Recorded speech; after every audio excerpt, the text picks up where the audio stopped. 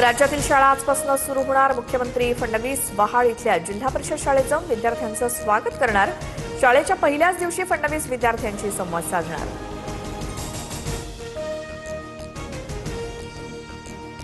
पुणे शहरात आजपासून पाणी कपात. 50% शहराला सम तर 50% शहराला विषम तारखांना पाणी पुरवठा होणार. खडकवासला धरण साखळीमध्ये केवळ 5 टीएमसी पाणी शिल्लक.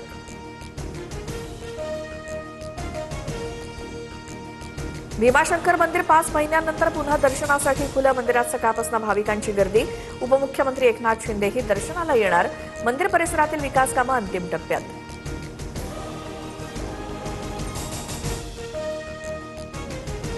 महाराष्ट्राचं कुलदैवत जेजुरी गडावर सोमवती अमावस्या मोठ्या उत्साहात साजरी.